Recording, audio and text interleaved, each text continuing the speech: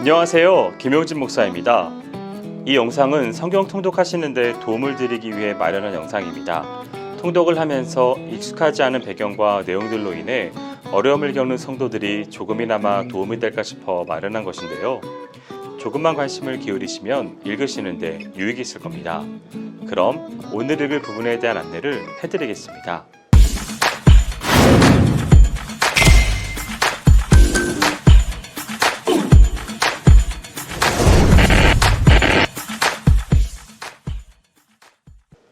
오늘 읽을 본문은 욥기 14장에서 16장까지입니다.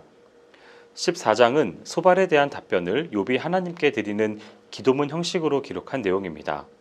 친구들의 독선을 질책할 뿐만 아니라 자신의 고통을 하나님께 호소한 13장에 이어 14장에서 욥은 인간의 연약함과 유한성을 언급해 인생에 대한 엄청난 슬픔을 토로합니다. 또한 욥은 하나님의 구원을 기다리는 자신의 심정을 나타내고 있습니다. 이러한 욥의 기도는 하나님께 자신이 현재 당하고 있는 역경을 탄원할 때의 모습과는 사뭇 대조되는 고백이기도 합니다. 주요 내용은 하나님께 고난의 자리를 옮겨달라고 탄원함과 동시에 인간의 생이 매우 짧음을 토로하는 내용이 기록된 전반부와 하나님께 구원에 대한 소원을 구하였지만 희망을 상실한 채 슬픔에 잠기게 되는 욥의 모습이 묘사된 후반부로 구성되어 있습니다. 그래서 본서 기자는 본장을 통해 현재의 극심한 고난 속에서 자신을 구해달라고 탄원하는 욥의 심정을 잘 묘사하고 있으며 욥의 유약성과 제한성을 잘 표현하고 있습니다. 여기서 특별히 강조되는 부분은 다음과 같습니다. 첫째, 인간은 이 세상에서 죽을 수밖에 없는 존재라는 것입니다. 그것도 선하고 복된 것만을 경험하다가 죽는 것이 아니라 악하고 어려운 상황 속에서 허우적거리다가도 죽는다는 것입니다. 이를 통해 욥은 죽음을 맞이할 수밖에 없는 존재가 인간이라는 사실을 강조함으로써 역설적으로 하나님의 구원이 필요하다는 것을 암시하고 있습니다. 둘째, 욥은 현재의 고난에서 해방되기 위해 죽음을 동경함과 동시에 내세에 대한 자신의 소망과 믿음을 피력한다는 것입니다. 자신에 대한 하나님의 간섭을 호소할 뿐만 아니라 자신의 죽음을 예견합니다. 이처럼 표면적으로는 죽을 수밖에 없는 자신의 존재에 대해서 말하고 있지만 이면적으로는 이러한 간구를 통해 자신의 구원을 하나님께 간절히 호소하고 있는 것입니다. 그런데 욥의 이러한 고백 속에는 다음과 같은 허점이 발견되고 있습니다. 첫째, 창조주 하나님께서 인간들에게 주신 인생이 유익한 점에 대해서는 전혀 언급하고 있지 않다는 것입니다. 둘째, 자신의 상황에 대하여 말하고 있는 것들이 하나님의 진노를 살이라는 두려움이 전혀 없다는 것입니다. 셋째, 욥의 분석은 지나치게 편협적이며 모든 책임을 하나님께 돌리는 듯합니다. 15장은 엘리바스의 2차 변론의 내용으로 구성됩니다. 2차 대화에서 엘리바스는 더욱 적대적이며 난폭한 어조로 변론에 임합니다.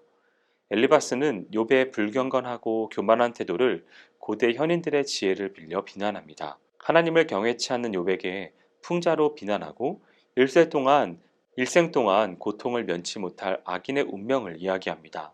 엘리바스는 욥이 지금까지의 변론 중에 했던 말들을 헛되고 무익한 것이라 단정합니다. 더구나 엘리바스는 욥을 하나님 경외하는 일과 그 앞에 목도하는 일을 패하는 자로 정죄합니다.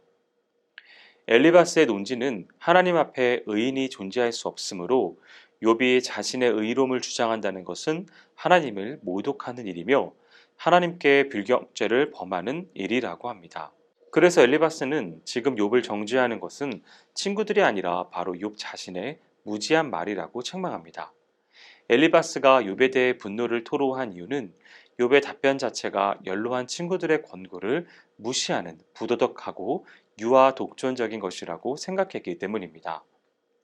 그래서 엘리바스는 풍자적 표현으로 욥을 비난하고 있는 것입니다. 즉, 엘리바스의 논지에 따르면 하나님에 대한 지식과 지혜를 독자적으로 얻을 수 있는 자가 세상에 제일 처음 난 자이며 따라서 욥이 지혜 있는 듯이 그리고 자신만이 하나님을 이해하는 듯이 행동하는 것은 자신을 처음 난 자의 위치에 두려는 교만한 마음 때문이라는 것입니다. 그러나 엘리바스가 이렇게 비난한 것은 그가 욥이 가진 지혜의 개념을 바르게 이해하지 못했기 때문입니다. 사실 욥은 세상이 하나님의 지혜로 창조되었다고 굳게 확신하고 있었습니다. 16장은 엘리바스의 두 번째 변론에 대한 욥의 대답입니다. 엘리바스의 변론에 대한 욥의 평가는 한마디로 번뇌케 하는 안위자의 말이었다라고 말하고 있습니다. 그래서 욥은 친구들의 많은 말과 권고의 태도가 오히려 고통받는 자신을 위로하기보다는 폐쇄적인 인간보교리의 정당성과 자신들의 의로움을 나타내려 하는 순수하지 못한 것이라고 비난합니다. 이처럼 그릇된 동기에서 출발된 친구들의 충고는 욥에게 거칠의 말보다도 못한 무익한 말 그 자체였습니다. 따라서 욥과 친구들과의 대화는 해결의 실마리를 찾아가기보다는 욥을 더 큰 근심 속에 빠뜨리게 되는 결과만 도출시켰던 것입니다. 욥은 자신의 유일한 변론자로 나서야 할 하나님께서 침묵하시는 행위를 친구들의 정죄에 대한 암묵적 동의의 표현으로 보고 낙담합니다. 그러나 그럼에도 자신을 보호해달라고 간청하며 하늘에서 자신을 변호해줄 희망을 품는 모습을 보입니다. 이는 인간적인 연약함과 진리의 소망을 가진다는 면으로 해석할 수 있습니다. 마지막 보루라고 생각한 하나님마저 의존할 수 없는 존재로 자신을 정의한다면 자신의 존재의 의미를 상실할 수밖에 없었기 때문에 희망을 거는 것입니다. 그리고 비록 현재의 모습은 이렇지만 하나님께서는 진리의 하나님이시고 자신이 또한 진실되므로 언젠가는 그 진리가 승리할 것이라는 소망 때문에 이런 태도를 보이는 것이라고 볼 수 있습니다. 여기까지 욥기 14장에서 16장까지 성경 통독을 하실 때 도움이 될 만한 내용을 전해드렸습니다. 혹시 이 외에 질문이 있으시거나 나누고 싶은 이야기가 있으시면 밴드나 댓글로 달아주시면 필요한 도움을 드리겠습니다. 그럼 내일 다시 만나도록 하겠습니다. 통독 화이팅 하세요.